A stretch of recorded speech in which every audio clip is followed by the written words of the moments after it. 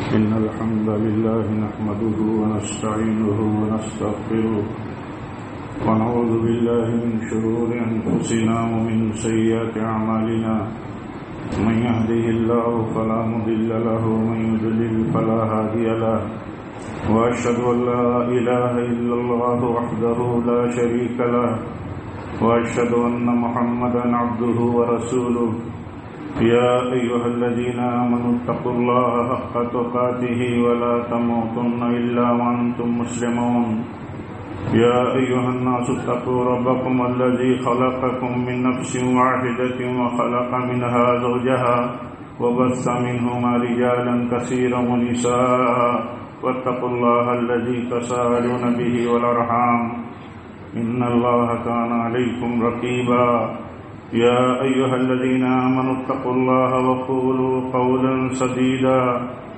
يصلح لكم أعمالكم ويغفر لكم ذنوبكم ومن يطع الله ورسوله فقد فاز فوزا عظيما أما بعد فإن خير الحديث كتاب الله وخير الهدي هدي محمد صلى الله عليه وسلم وشر الأمور محدثاتها وكل محدثة بدعة وكل بدعة ضلالة وكل ضلالة في النار أعوذ بالله من الشيطان الرجيم بسم الله الرحمن الرحيم وما خلقت الجن والإنس إلا ليعبدون معزز حاضرین جمعہ، دینی بھائیوں، اسلامی ماں اور بہنوں، اللہ تعالی نے سارے جنوں اور سارے انسانوں کو اپنی بندگی اور عبادت کے لیے پیدا فرمایا۔ ہم یہ بات کہتے اور سنتے رہتے ہیں کہ اللہ تعالیٰ نے ہم سب کو اپنی عبادت کے لیے پیدا فرمایا ہے۔ تو عبادت کیا ہے، اسے بہت اچھی طرح سے واضح ڈھنگ سے ذہن میں رکھنا چاہیے۔ ہر چھوٹے بڑے کو، ہر مرد و عورت کو، ہر جوان بوڑھے کو یہ بہت واضح طور پر سمجھنا چاہیے کہ جب اللہ نے ہمیں اپنی عبادت کے لیے پیدا کیا ہے تو عبادت ہے کیا، کس کو عبادت کہتے ہیں؟ اللہ کی عبادت کہتے ہیں ہر وہ عمل، ہر وہ بات، ہر وہ قول جو ہم کچھ بولتے ہیں، جو کچھ ہم کرتے ہیں، جن سے اللہ راضی ہو، جن باتوں سے، جن عملوں سے، وہ چاہے ظاہری عمل ہو چاہے باطنی عمل ہو، اس کو عبادت کہتے ہیں۔ یعنی اللہ کی عبادت کہتے ہیں ہر اس بات کو جسے اللہ پسند کرے، ہر اس عمل کو جسے اللہ پسند کرے۔ جب ہم اللہ کی عبادت کے لیے پیدا کیے گئے ہیں تو ہمیں ہر بات، ہر قول، ہر قرار میں یہ دیکھنا ہے کہ یہ اللہ کو پسند ہے کہ نہیں۔ ہر عمل کے پیچھے یہ سوچنا ہے کہ عمل اللہ کو پسند ہے کہ نہیں۔ اسی لیے عبادت کہتے ہیں انتہائی درجے کے تذلل کو، انتہائی درجے تک اپنے آپ کو اللہ کے لیے سرنڈر کر دینے کو۔ ہم اللہ کے حکم کے فرمانبردار ہیں، جو کچھ بھی ہم کہیں گے، جو کچھ بھی کریں گے وہ اللہ کی مرضی کے خلاف نہیں کریں گے، تب تو ہم اللہ کی عبادت پہ ہیں، تب تو ہماری تخلیق کا جو مقصد ہے وہ پورا ہوتا ہے۔ اللہ تعالیٰ فرماتا ہے وَمَا خَلَقْتُ الْجِنَّ وَالْإِنسَ إِلَّا لِيَعْبُدُونَ، میں نے جنوں کو اور انسانوں کو اپنی عبادت کے لیے پیدا کیا ہے۔ یعنی سارے جن اور سارے انسان اس بات کے پابند ہیں کہ وہ وہی کریں یا وہی بولیں جسے اللہ کو پسند ہے۔ یہ ہے بہت واضح مفہوم عبادت کا، بہت واضح مفہوم ہے۔ اسی سے عبودیت ہے۔ عبودیت کہتے ہیں بندگی ظاہر کرنا، اظہار بندگی۔ اظہار بندگی عبودیت ہے۔ اظہار بندگی کبھی کبھی اس صورت کی ہوتی ہے کہ کوئی چیز ہمیں ملی ہے اللہ کی طرف سے تو ہم اس کو اللہ کی نعمت سمجھ کر کے اس کا اظہار کرتے ہیں، یہ شکر گزاری ہے، یہ اظہار بندگی ہے۔ کبھی ہم کسی چیز سے محروم کر دیے گئے ہیں، وہ بھی اللہ ہی کی طرف سے ہے، تو وہاں بھی ہم عبودیت اور اظہار بندگی کرتے ہیں۔ کیسے؟ صبر کر کے۔ ہر حال میں بندہ اللہ کی عبادت کے لیے پیدا کیا گیا ہے، تو اسے جب یہ کنسیپٹ معلوم ہے، یہ نظریہ معلوم ہے، ہم آپ یہ کہتے ہیں، سنتے ہیں، سمجھتے ہیں کہ ہمیں اللہ نے اپنی بندگی کے لیے پیدا کیا ہے، تو ہمیں بندگی ہر حال میں ثابت کرنی ہے کہ ہم اللہ کے بندے ہیں۔ اور اللہ کا بندہ جب ہم عبد بولتے ہیں، عبد یعنی عبداللہ، ہر مومن عبداللہ ہے، ہر مسلمان مرد و عورت یہ اللہ کے بندے ہیں۔ تو جب ہم کہتے ہیں عبد ہیں ہم اللہ کے، تو اس کا معنی یہ ہے کہ ہم آزاد نہیں ہیں۔ اس کا معنی کیا ہے؟ ہم آزاد نہیں ہیں۔ لا الہ الا اللہ کہہ کر کے آزادی نہیں ملتی کسی کو، لا الہ الا اللہ کہہ کر کے پابندی عائد ہوتی ہے، پابندی۔ لا الہ الا اللہ کہہ کر کے اگر آدمی یہ سمجھتا ہے کہ ہم آزاد ہیں، وہ آزاد ہے اللہ کی طرف سے طاغوت کی غلامی سے، وہ آزاد ہے اللہ تعالیٰ کی طرف سے بندوں کی غلامی سے۔ لیکن اللہ کی غلامی مانتا ہے کہ نہیں مانتا؟ پہلے تو اسے یہ سمجھنا ہے کہ میں غلام ہوں اللہ کا، میں غلام ہوں اللہ کے فرمانوں کا، اس کے احکام کا۔ وہ لا الہ الا اللہ کہہ کر کے پابند ہو جاتا ہے۔ زبان نے کہہ بھی دیا لا الہ تو کیا حاصل؟ دل و نگاہ مسلمان نہیں تو کچھ بھی نہیں، یعنی کلمہ پڑھ کر کے آدمی کا دل، دماغ، اس کے اعضاء و جوارے سب پابند ہو جاتے ہیں، آزاد نہیں رہتے۔ اس کو اس ڈھنگ سے بھی سمجھا جا سکتا ہے کہ جیسے عبد ہے بندہ، غلام، اس کا اپوزٹ ہی ہے آزاد۔ آزاد کس کی ضد ہے؟ غلام کی ضد آزاد ہے۔ جو آزاد ہے وہ غلام نہیں ہے، جو غلام ہے وہ آزاد نہیں ہے۔ مسلمان اللہ کا غلام ہے، مسلمان آزاد نہیں ہے۔ اس لیے مسلمان کی زبان نہیں ہو سکتی کہ ہم آزاد ہیں، کسی مرد و عورت کی زبان نہیں ہو سکتی کہ وہ آزاد ہیں۔ اگر وہ آزادی کی بات کرتا ہے تو اس کی یہ ذمہ داری ہے کہ وہ کہے کہ ہم اللہ اور اس کے دین کے غلام ہیں۔ پہلے غلام ہیں ہم اللہ کے، اور اسی اللہ کی غلامی میں لگانے کا مشن ہے ہمارا کہ اللہ کے بندوں کی غلامی کرنے والے، طاغوت کی غلامی کرنے والے اللہ کے غلام حقیقت میں بن جائیں، تب جا کر کے یہ طاغوت کی غلامی سے آزاد ہوں گے۔ اگر اللہ کا غلام نہیں بنیں گے تو طاغوت کی غلامی سے آزاد نہیں ہوں گے، کسی کی غلامی چھوڑیں گے، کسی کی غلامی کا طوق اور پٹا اپنے گردن میں لگائیں گے۔ یہ ہے دنیا کا، یہ پورا دنیا کا یہ مسئلہ ہی ہے۔ ہم یہ کہیں گے کہ ہمیں آپ کی غلامی نہیں قبول ہے، دوسرے کی غلامی اوڑھ لیا، دوسرے کی غلامی مسلط کر لیا۔ تو عرض یہ کر رہا تھا کہ ہم بندے ہیں اللہ کے، ہمارا کنسپٹ اللہ کا بندہ ہونے کا اس طرح کلیئر رہنا چاہیے کہ ہم آزاد نہیں ہیں، ہم آزاد نہیں ہیں۔ ہم خوشحالی میں ہیں تو بھی اللہ کے غلام ہیں، خوش ہیں، اور اگر کسی مشکل میں ہے تب بھی ہم اللہ کے غلام ہیں۔ اللہ کے فیصلے پر ہر حال میں ہم شکر گزار ہیں اللہ کے۔ یہ بہت کنسپٹ کلیئر رہنا چاہیے۔ یہ کنسپٹ جب کلیئر ہوتا ہے تو بہت صاف سمجھ میں آتا ہے کہ اللہ کا بندہ اور اللہ کی بندگی، اس کا معنی ہوتا ہے وفادار اور وفاداری۔ جو اللہ کا بندہ ہے وفادار ہے، اور اللہ کی بندگی ہی یہی وفاداری ہے، یہی وفاداری ہے۔ اس وفاداری کے پیچھے، اللہ تعالیٰ کی بندگی کے پیچھے، ہمارے علماء کہتے ہیں، دیکھیے دین کو کس طرح وہ بیان کرتے ہیں، خلاصے کے طور پر کہتے ہیں اللہ کی بندگی نام ہی ہے اللہ تعالیٰ سے محبت کے ساتھ اس کے احکام کے سامنے سرنڈر کرنے کا۔ کس کو کہتے ہیں بندگی اللہ کی؟ اللہ کی بندگی کہتے ہیں محبت کے ساتھ اللہ کا حکم ماننا اور اس کے حکم کے سامنے اپنے آپ کو جھکا دینا۔ محبت ہو، روایت نہ ہو، دیکھا دیکھی نہ ہو، دکھاوا نہ ہو، کوئی لالچ نہ ہو۔ آدمی جان اور مال لگاتا ہے تو وہ بھی پوری محبت کے ساتھ۔ آج دیکھیے ایک اللہ کا فضل ہے، پورے شوق اور لگاؤ کے ساتھ، ایسا لگا ہے کہ کتنا لگاؤ ہے ہمارے عزیز نوجوانوں میں بھی، کتنا لگاؤ ہے اللہ کے ساتھ، اللہ کی عبادت کے ساتھ۔ اس عبادت کے پیچھے محبت ہونی چاہیے، محبت۔ اور جب محبت ہوتی ہے تو آدمی کو لذت ملتی ہے۔ ایمان کا مزہ ملتا ہے. جیسے ٹیسٹ ہوتا ہے کسی چیز کا، ٹیسٹ کب ملتا ہے؟ جب وہ ٹیسٹ کی صلاحیت ہوتی ہے. ایمان کا مزہ کب ملے گا؟ ایمان کا مزہ ملے گا جب بندہ خالص مومن ہو، خالص ایمان کی اس کی فکر ہو اور خالص مومن بنے. یہاں تک کہ حدیث میں آتا ہے، اللہ کے نبی فرماتے ہیں صلی اللہ علیہ وسلم کہ وہ اپنا مال بھی خرچ کرے تو محبت کے ساتھ، خوش دلی کے ساتھ خرچ کرے.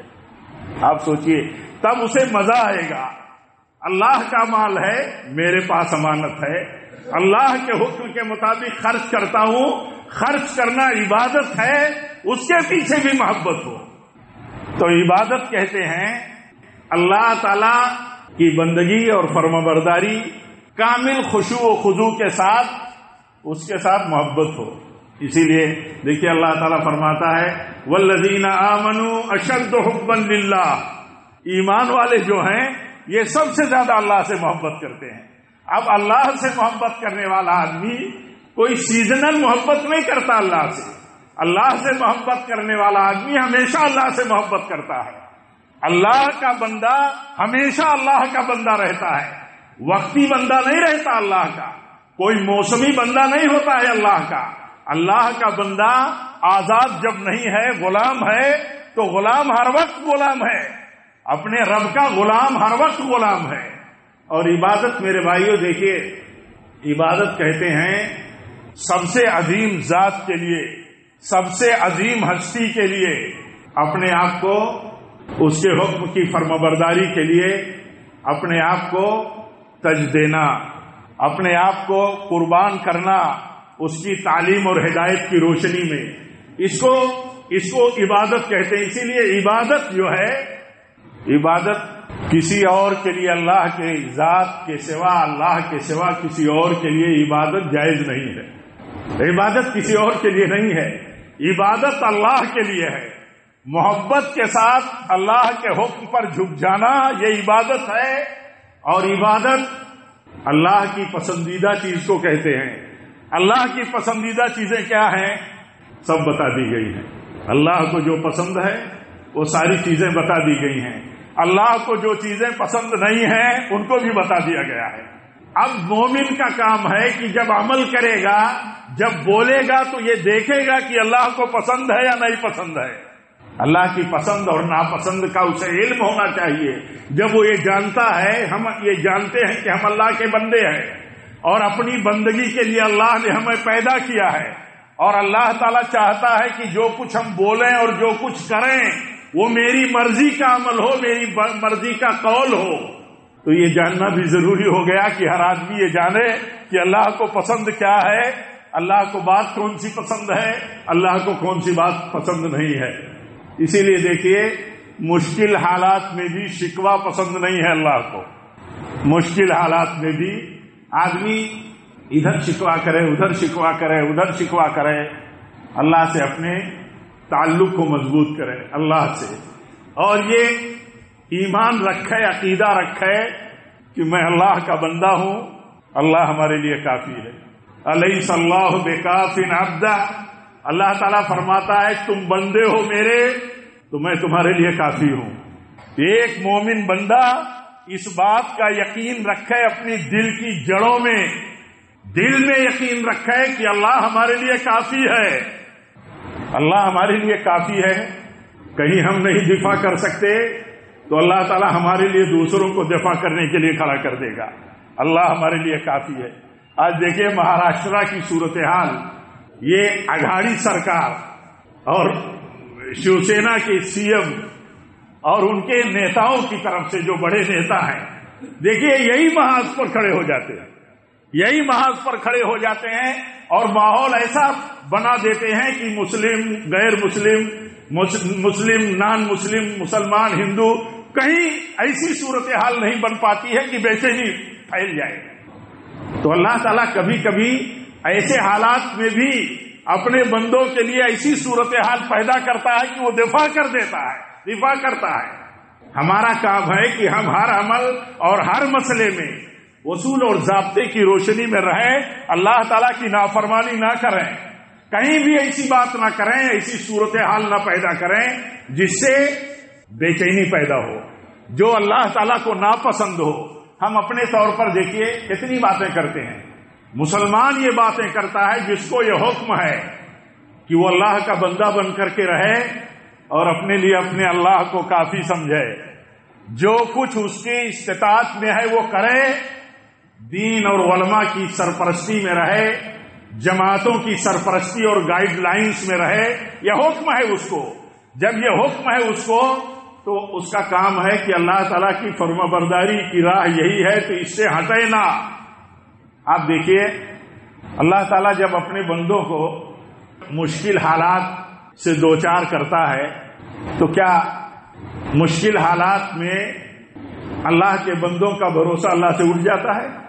کتنے لوگ، کتنے منحرف لوگ ہیں، کتنے راستے سے ہٹے ہوئے لوگ ہیں، یا تو جاہل ہیں، اللہ تعالیٰ ان کی جہالت دور کرے، یا تو ایسا لگتا ہے کہ کسی خاص دماغ کے غلام ہیں، وہی سوچ وہی ذہن پھیلانا ہے۔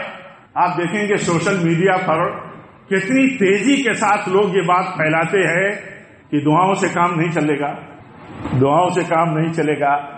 مسلمان تو ہر جگہ دعا ہی کرتا ہے، لاکھوں لوگ حرم میں بیٹھ کر کے، کعبہ میں بیٹھ کر کے، عرفہ میں وقوف کرتے ہوئے دعائیں کرتے ہیں۔ کہاں دعائیں قبول ہوتی ہیں؟ آپ سوچئے اللہ تعالیٰ اپنے بندوں کے لیے کافی ہے، اور دعائیں یہ عبادت ہیں اور دعائیں رد نہیں ہوتی، یہ اللہ تعالیٰ کی طرف سے وعدہ ہے۔ اللہ کا وعدہ ہے جو دعائیں آداب و شرائط کے ساتھ کی جاتی ہیں ان کو رد نہیں کیا جاتا۔ جو آدمی کہتا ہے کہ دعائیں ہماری قبول نہیں ہوتی وہ خود اصول سے ہٹا ہوا ہے، اسے خود اللہ تعالیٰ سے تعلق یا اللہ تعالیٰ کے ساتھ جو صحیح گمان اور جو صحیح نظریہ ہونا چاہیے اس کا قائم نہیں ہے۔ اللہ دعائیں قبول نہیں کرتا تو اللہ ہماری دعائیں نہیں قبول کرتا تو ہم جو کریں گے وہ قبول کر لے گا؟ منحرف ہو کر کے اصولوں کے خلاف جو حرکت و عمل ہم کریں گے کیا اسے اللہ قبول کر لے گا؟ کسی بھی عمل کے ساتھ اس کی قبولیت کے لیے بھی دعا کرنا ضروری ہے، اللہ قبول کر لے۔ تو دعا کے لیے یہ ہمارا نقطہ نظر رہنا چاہیے کہ ہم مسلمان ہیں، ہم اللہ کے بندے ہیں، ہر خوشی غمی میں، ہر مصیبت اور آسانی میں ہم اللہ تعالیٰ کے فرما بردار ہیں۔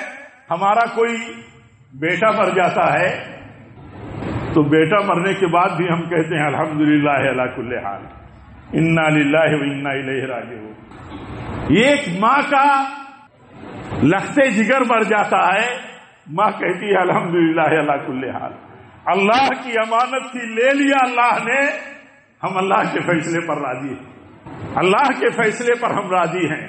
اللہ کا جو بندہ اس سوچ کے ساتھ اللہ تعالیٰ کی فرما برداری کرتا ہے کہ اتنی بڑی مصیبت میں بھی کہتا ہے الحمدللہ علی کل حال۔ حدیث میں آتا ہے کہ جب کسی بندے کی کوئی اولاد مر جاتی ہے تو اللہ تعالیٰ فرشتوں سے پوچھتا ہے جو لوگ جان نکالنے پر مقرر ہیں، تو نے میرے بندے کے بیٹے کی جان لے لی، اس کا کلیجہ نکال لیا، بتاؤ فرشتوں میرے بندے نے کیا کہا؟ بندے نے کیا کہا؟ فرشتے کہتے ہیں اے اللہ اس نے تو الحمدللہ کہا، انا للہ و انا الیہ راجعون کہا، اللہ کو سب کچھ معلوم ہے، میرے بندے نے اتنے بڑے حادثے پر بھی الحمدللہ علی کل حال کہا، انا للہ و انا الیہ راجعون پڑھا، سب کچھ اللہ کا ہے، جو لے لیا وہ بھی اللہ کا ہے، جو ہمارے پاس وہ بھی اللہ کا ہے۔ اس سوچ کے ساتھ رہنے والا حقیقت میں اللہ کا بندہ ہوتا ہے تو ہر حال میں وہ اللہ کا فرما بردار رہتا ہے، ہر حال میں، اور اللہ سے اپنا رشتہ مضبوط رکھتا ہے، وہ دعا کرتا ہے۔ حدیث میں آتا ہے روئے زمین پر جو بھی مسلمان مرد ہوں یا عورت ہوں اللہ سے دعا کرتے ہیں تو اللہ قبول کرتا ہے اس کو، اللہ رد نہیں کرتا۔ آپ سوچو اگر آپ مظلومیت کی مشکل میں ہیں، مظلومیت کی، ظلم ہے، کہیں ہراسانی ہے، خوف کے ماحول ہیں، فتنوں کا ماحول ہے، مظلوم بن کر کے مسلمان مظلومیت کی بھی بات کرتا ہے اور اسے یہ نہیں پتا کہ کافر مظلوم ہو تو مشرک اور کافر کی بھی دعا اللہ سنتا ہے. اور مسلمانوں میں یہ بات پھیلائی جاتی ہے کہ تم دعا کرو گے تو تمہاری دعا سنی نہیں جائے گی. کہاں تمہاری دعا سنی جاتی ہے؟ ہمیں پتا نہیں ہے. حدیث میں آتا ہے اپنے ہر بندے کی دعا اللہ سنتا ہے. اس کی قبولیت کی شکلیں الگ الگ ہوتی ہیں.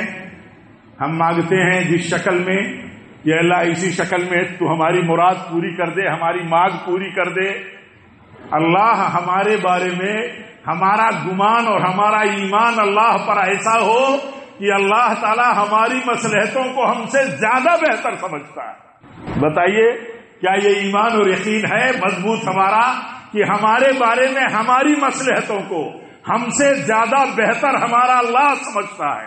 ہم جس شکل میں چاہتے ہیں کہ اللہ اسی شکل میں دے دے اور قبول کر لے، اللہ کے ہاں اللہ کے نزدیک اسی شکل میں ہمیں دے دینا یہ ہمارے حق میں بہتر نہیں ہے. ہمارے حق میں اگر بہتر ہے کہ ہم جو مانگتے ہیں وہ نہیں دیتا، بلکہ جس مصیبت سے نجات مانگتے ہیں اس سے بڑی مصیبت آنے والی ہوتی ہے، اس بڑی مصیبت کو اس دعا کے ذریعے اللہ دفع کر دیتا. اس دعا کے ذریعے وہ بڑی مصیبت ٹال دیتا ہے اللہ جو مصیبت آنے والی ہوتی ہے. اب بتائیے ہم نے جو مانگا وہ چیز تو اسی شکل میں نہیں ملی، لیکن اس سے بہتر اللہ تعالیٰ نے دے دیا.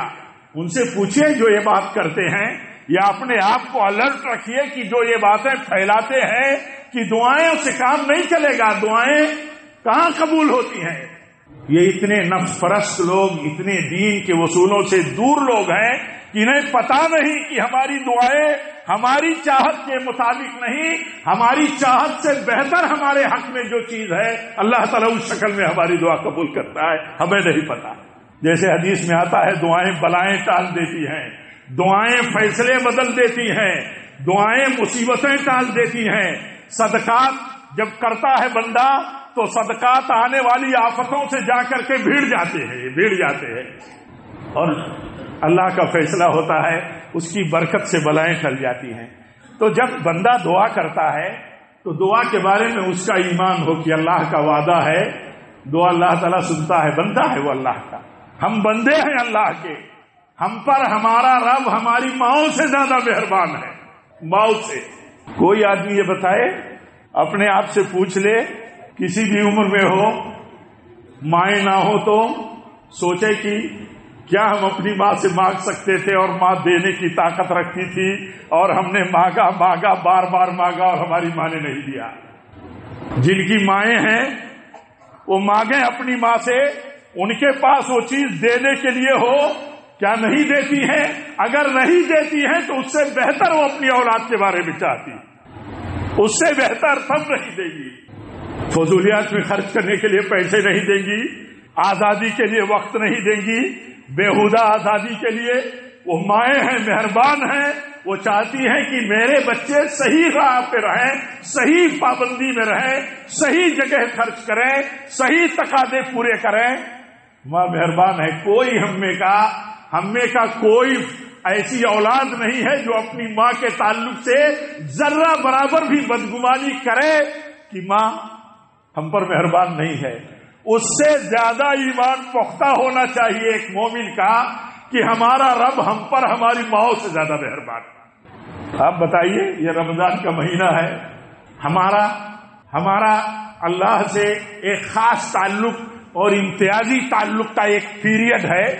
آپ بتائیے اس میں ہم نے کتنا اللہ تعالیٰ سے اپنا ایمان اور اپنا رشتہ مضبوط کیا ہے، کتنا ہم اس بات کو مضبوطی کے ساتھ جانتے اور مانتے ہیں کہ اللہ تعالیٰ فرماتا ہے وَإِذَا سَأَلَكَ عِبَادِي عَنِّي فَإِنِّي قَرِيبٌ أُجِيبُ دَعْوَةَ الدَّاعِ إِذَا دَعَانِ فَلْيَسْتَجِيبُوا لِي وَلْيُؤْمِنُوا بِي لَعَلَّهُمْ يَرْشُدُونَ. اللہ تعالیٰ فرماتا ہے جب میرے بندے میرے بارے میں پوچھیں تو انہیں بتا دو، اے محمد بتا دو انہیں صلی اللہ علیہ وسلم کہ میں ان کے قریب ہوں. میرا وعدہ ہے اپنے ایمان والے بندوں سے، سوال کرنے والے بندوں سے کہ میں ان کا سوال پورا کروں گا. میرا وعدہ ہے، اللہ کا وعدہ ہے اللہ اپنے وعدے میں، اللہ کو اپنا وعدہ پورا کرنے میں اڑچن کیا ہے؟ نعوذ باللہ، کہیں بھی کسی گوشے خیال میں کوئی چیز نہیں پیدا ہونی چاہیے کہ اللہ تعالیٰ کو اپنا وعدہ پورا کرنے میں کوئی اڑچن ہے یا اللہ تعالیٰ وعدہ کا خلاف کر سکتا ہے۔ اللہ وعدہ خلافی نہیں کر سکتا۔ ان اللہ لا یخلف المیعاد۔ تو اللہ تعالیٰ کے بارے میں یہ یقین کہ اللہ تعالیٰ ہماری دعائیں سنتا ہے، ہمارے مطابق نہیں سنتا۔ جو یہ کہتا ہے اس سے بتاؤ کہ ہم جن حالات میں ہیں، جس طرح امن میں ہیں، جس طرح بہتر عافیت کی صورتحال ہے، جہاں جہاں بدامنی اور حالات خراب ہیں، اللہ تعالیٰ ان حالات کو بہتر کرے، وہاں عافیت کا ماحول بنائے۔ لیکن جتنی عافیت اور جتنے بہتر ماحول میں ہم ہیں، ہمارا یہ یقین ہونا چاہیے کہ معلوم نہیں ہم کیا کیا مانگ رہے ہیں اور ہمیں اس سے بہتر اللہ تعالیٰ دے رہا ہے، ہمیں نہیں پتا، لیکن دے رہا ہے اللہ۔ ایک بندہ مانگ رہا ہے، نہ اسے اس کی مانگ کے مطابق مل رہا ہے، نہ اس کی کوئی بلا ٹلی، اللہ تعالیٰ نے اس کے سوال کو، اس کی دعا کو ذخیرہ آخرت بنا دیا، اجر بنا دیا، اجر میں بدل دیا اللہ تعالیٰ نے دعاؤں کو، اور وہ اجر اسے جنت میں لے جانے کا ذریعہ بن گئی اللہ کی رضا اور رحمت کا۔ آپ بتائیے، بہت ساری مصیبتیں جن سے دوچار ہے بندہ، دعائیں کر رہا ہے، دعائیں اس کے حساب سے قبول نہیں ہوتی، مصیبتوں میں مبتلا ہے، لیکن آپ یہ بتائیے کہ یہ تھوڑے وقت کی مصیبتیں اللہ تعالیٰ سے دعاؤں کے بعد بھی نہیں ٹلتی جیسا ہم چاہتے ہیں، اس کے بدلے میں اللہ تعالیٰ ہمیں جنت دے دیتا ہے۔ آپ بتائیے کتنی بڑی مراد مل گئی جسے خریدا نہیں جا سکتا۔ جنت کتنا مہنگا، کتنی مہنگی ہے اور کتنا مہنگا سودا ہے جنت کا۔ دعا ہم کرتے ہیں ایک تھوڑے سے کہیں مشکل حالات سے نجات کے لیے، اللہ تعالیٰ اگر اس سے نجات نہیں دیتا اور ہمیں اس مصیبت کے بدلے میں اللہ تعالیٰ جنت دیتا ہے۔ دیکھیے کیسا حکم ملا، کیسی نصیحت ملی ہمیں، صبرن یا علی یاسر فإن موعدکم الجنہ۔ اتنے بڑے حادثے سے دوچار ہو یاسر کے فیملی، تمہارے لیے جنت کا وعدہ ہے، تمہارے لیے اللہ تعالیٰ کی طرف سے جنت کا وعدہ ہے۔ ایک آدمی بیمار ہے، بیماری سے نئی نجات ملتی ہے، اس کو نئی نجات ملتی ہے، صحیح ایمان کے ساتھ صحیح طریقے کے مطابق علاج کرتا ہے، باباؤں اور جھوٹے فرادیوں کے پیچھے نہیں جاتا، دعائیوں کے پیچھے نہیں جاتا، اپنے ایمان اور توکل کو برباد نہیں کرتا، نہیں اس کی بلائیں اور مصیبتیں بیماری کی ٹلتی ہے۔ کیا اسے نہیں معلوم کہ اللہ تعالیٰ بیماریوں کے بدلے میں اپنے بندوں کے گناہوں کو جھاڑ دیتا ہے، بیماریوں کو کفارہ سیئات بنا دیتا ہے، بیماریوں پہ صبر کی بنیاد پر جنت کا وعدہ ہے۔ حدیث میں آتا ہے اللہ تعالیٰ فرماتا ہے جب میں اپنے کسی بندے کو اس کی دو آنکھیں لے کے آزماتا ہوں، اندھا بنا دیتا ہوں، پھر بھی وہ صبر کرتا ہے اس صورتحال میں تو میں جنت دیتا ہوں۔ دعا ہے، ایک نابینا کی دعا ہے کہ اللہ اس کی بینائی لوٹا دے، بینائی نہیں لوٹاتا، اللہ بینائی نہیں لوٹاتا، زندگی کیسے ایسے تیسے کیسے گزر جاتی ہے، لیکن اس صبر کی بنیاد پر اللہ اسے جنت دیتا ہے۔ آپ یہ فیصلہ کرو کہ اس کی دعا کی قبولیت کی جو شکل اس کے دل میں تھی، پسند تھی، اس سے بہتر اللہ نے دیا کہ نہیں دیا۔ حیرت ہوتی ہے مسلمان اس طرح کی بات کرتا ہے اور اتنا پھیلاتا ہے کہ کمزور لوگ اپنی جگہ پہ ٹک نہیں پاتے کہ واقعی دعاؤں سے کچھ نہیں ہوتا۔ ہم تو دعا کرتے رہتے، ہم تو دیکھتے ہیں کچھ نہیں ہوا، لاکھوں کی تعداد میں اللہ کے گھر پہ لوگ بیٹھے ہیں، ہمارے حالات بدلنے کے لیے دعائیں کرتے ہیں، رو رہے ہیں، حالات نہیں بدلتے، حالات اللہ کی مشیتوں سے بدلتے ہیں، اور اپنے بندوں کے بارے میں اللہ تعالیٰ چاہتا ہے کہ تم بندے ہو میرے، آزاد نہیں ہو، نہ سوچنے میں، نہ کرنے میں، نہ بولنے میں، کہیں بھی آزاد نہیں ہو، تمہاری سوچ بھی شریعت کے تابع ہونی چاہیے۔ تو جب اس نقطۂ نظر سے بندہ جیتا ہے، اس نقطۂ نظر سے بندہ جیتا ہے تو ہر طرح کے حالات میں اس کو ٹھہراؤ رہتا ہے، استقامت رہتی ہے، اپنے رب سے اچھا گمان، ہم بندگی کرتے ہیں اللہ کی، یہ خاص بندگی کا یہ مہینہ ہے، حدیث میں آتا ہے نبی صلی اللہ علیہ وسلم فرماتے ہیں ان حسن الظن باللہ من حسن العبادہ، بڑی اچھی عبادت ہے یہ کہ اللہ کے ساتھ اچھا گمان رکھو، اللہ کے ساتھ اچھا گمان۔ اللہ اپنے بندوں کا، جب ہماری مائیں ہمارا برا نہیں چاہتی تو ہمارا اللہ ہمارا برا کیوں چاہے گا؟ کبھی اس نقطۂ نظر پر مضبوطی کے ساتھ سوچیے اور غور کیجیے۔ ایک موقع پر پیارے نبی صلی اللہ علیہ وسلم نے ایک عورت کو جو بیکل تھی اپنے بچے کے لیے، سینے میں اس کے دودھ بھرا تھا، بے چین تھی دودھ پلانے کے لیے، بچے کو جب سینے سے چمٹاتی ہے اور اپنا دودھ پلاتی ہے، اللہ کے نبی اپنے صحابہ کو جو موجود تھے ان سے آپ فرماتے ہیں یہ عورت جو بے چین تھی اپنے بچے کو دودھ پلانے کے لیے، بچہ ملا، دودھ پلا رہی ہے، کتنا سکون اسے ہوا۔ اللہ کے نبی فرماتے ہیں یہ عورت جتنا مہربان ہے اپنے اس بچے پر، اس سے زیادہ مہربان ہے اللہ تعالیٰ اپنے بندوں پر۔ یہ سبق ہے میرے بھائیوں، کبھی ہمیں اس سبق کو مضبوطی کے ساتھ کبھی اور بہتر ڈھنگ سے سیکھنا چاہیے، عمل کرنا چاہیے، زندگی میں لانا چاہیے۔ اور عرض یہ کر رہا تھا کہ دیکھیے عبادت کیا ہے؟ عبادت اللہ تعالیٰ سے محبت اور اس کے حکم کی فرمانبرداری کا نام ہے۔ محبت کے ساتھ فرمانبرداری، محبت کے ساتھ، من چاہی فرمانبرداری نہیں، اللہ کی محبت اور جیسی فرمانبرداری کرنی ہے ویسی فرمانبرداری۔ اب دیکھیے اللہ کے کتنے بندے ہیں، یہ معتکف بنانے کا سیٹ اپ تیار ہو رہا ہے۔ کئی مسجدوں میں دیکھا میں نے ایک دو دن میں کہ ذمہ داروں کو منع کرنا پڑ رہا ہے کہ بھئی اتنے لوگوں کی گنجائش نہیں ہے، اتنے لوگوں کی گنجائش نہیں ہے اعتکاف میں بیٹھنے کے لیے۔ یہ اعتکاف میں بیٹھنے کا عمل اللہ کی رضا کے لیے، دنیا سے، بال بچوں سے، اپنی معیشت سے، اپنے نیٹ ورک سے اپنے آپ کو الگ تھلگ کر کے اللہ کے گھروں میں، جامع مسجدوں میں جب اللہ کے بندے بیٹھتے ہیں وہاں اللہ سے ان کا تعلق ہوتا ہے۔ آپ بتاؤ اللہ کے بندے اگر اللہ کے لیے اعتکاف میں نبی صلی اللہ علیہ وسلم کی جو سنت رہی، حدیث میں آتا ہے کہ اللہ کے نبی صلی اللہ علیہ وسلم رمضان کے آخری عشرے کا ہمیشہ آپ اعتکاف کرتے رہے۔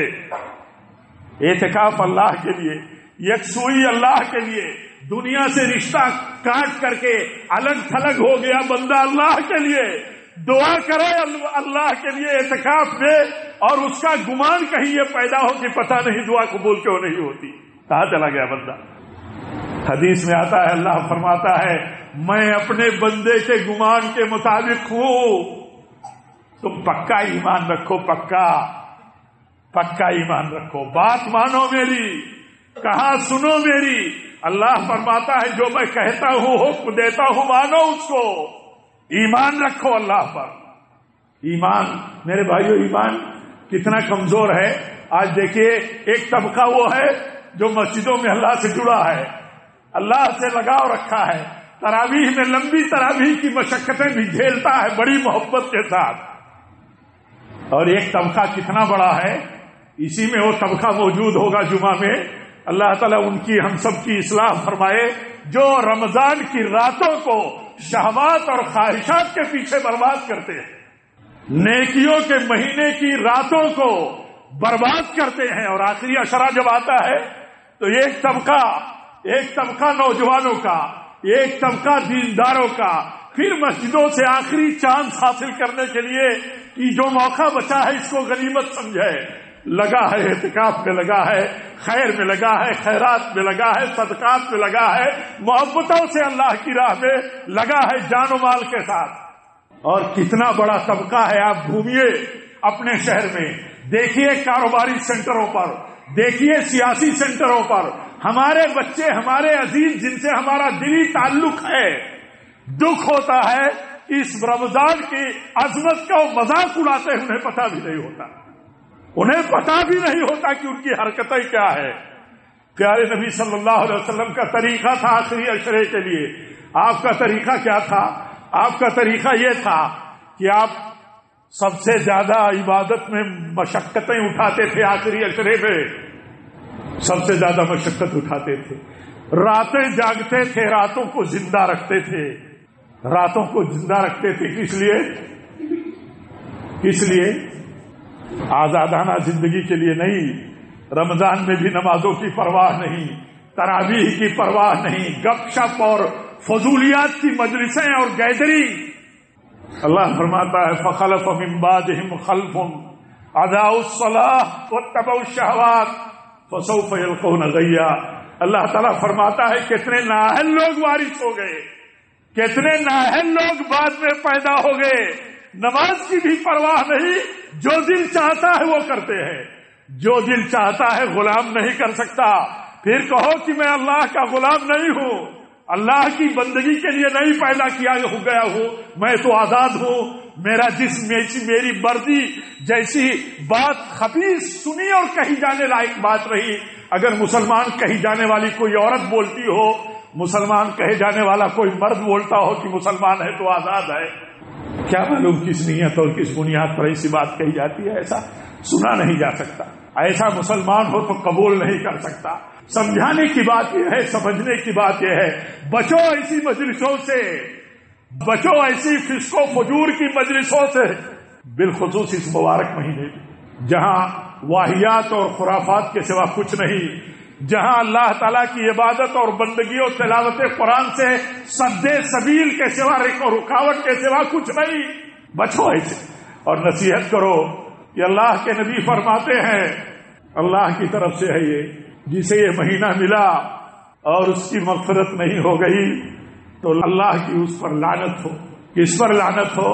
کس پر لعنت کی گئی؟ اللہ کی طرف سے جبریل یہ لعنتی بات لے کر کے آئے، نبی اکرم صلی اللہ علیہ وسلم نے اس پر آمین کہی۔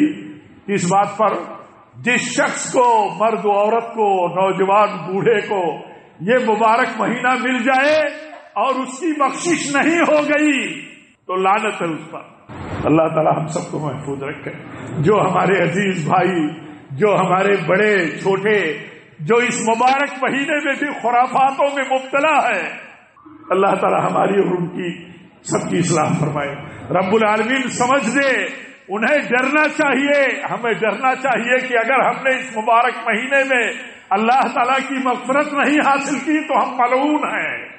اس لیے میرے بھائیو اس مبارک مہینے کے اعمال سے محبت کے ساتھ ہم جڑے۔ حالات ایمان والوں کے یہاں کیا حالات ہیں؟ ایمان والوں کی تو پوری تاریخ ہے، ان کے لیے اسوہ حسنہ ہے۔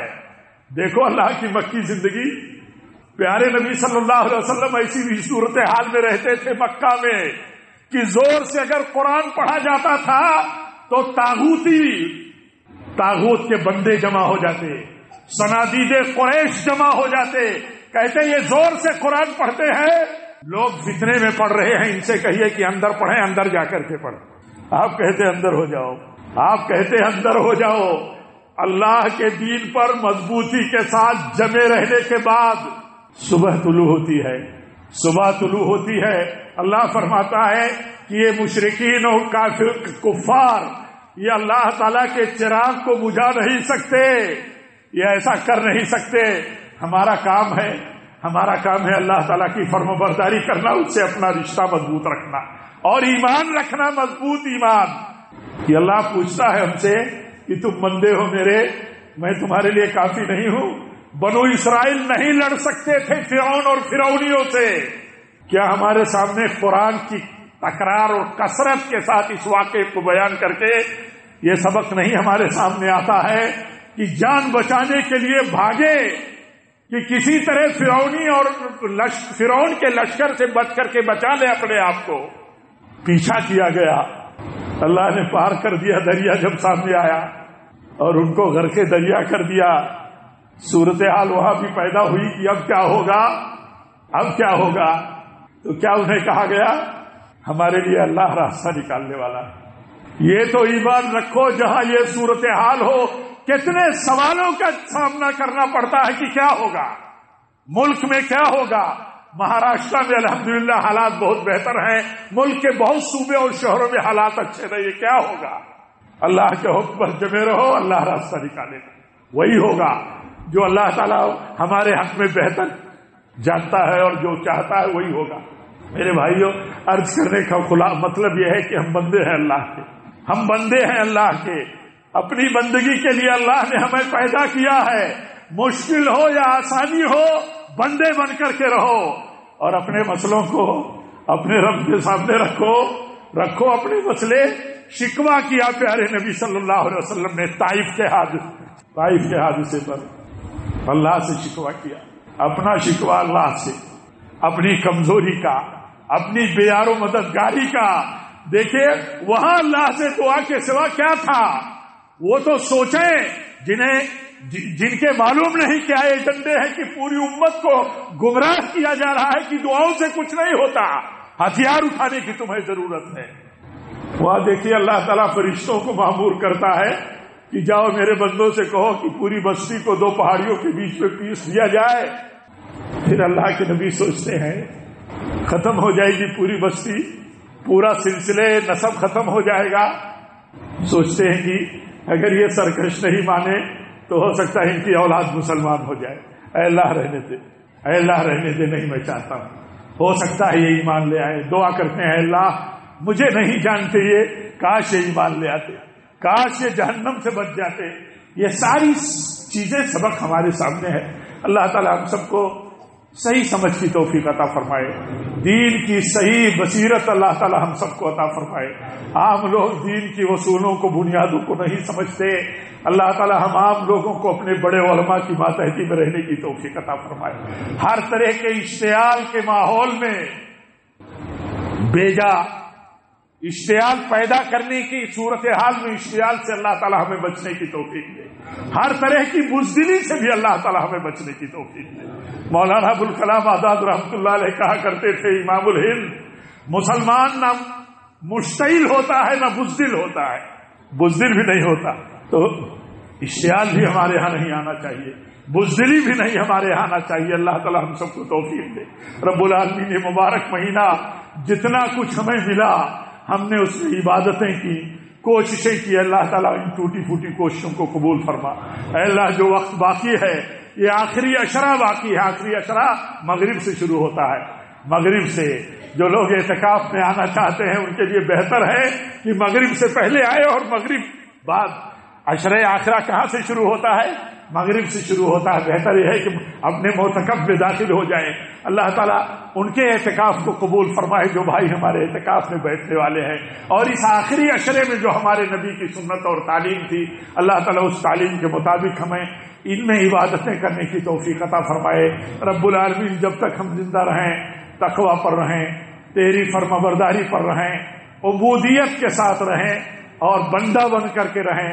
اور اے اللہ تیرے نبی کی سنت پر رہیں، تیرے نبی کی مسلک پر رہیں، سنت کے مسلک پر، مسلک سنت پر نہیں، مسلک سنت پر، کسی خاص کے مسلک پر نہیں. اس لیے کہ مسلک سنت راہ نجات ہے. اللہ تعالیٰ اسی راہ پر ہمیں چلنے کی توفیق دے اور جب بھی ہماری موت ہو تو سنت پر ہو.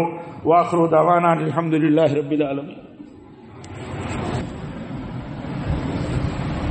الحمدللہ رب العالمین والصلاة والسلام علی رسول النبی الکریم. ان اللہ وملائکتہ یصلون علی النبی یا ایھا الذین آمنوا صلوا علیہ وسلموا تسلیما. اللهم صل علی محمد وعلی آل محمد كما صليت على إبراهيم وعلى آل إبراهيم إنك حميد مجيد. اللهم بارك على محمد وعلى آل محمد كما باركت على إبراهيم وعلى آل إبراهيم إنك حميد مجيد. عباد الله رحمكم الله، أقول قولي هذا وأستغفر الله لي ولكم ولسائر المسلمين وآخر دعوانا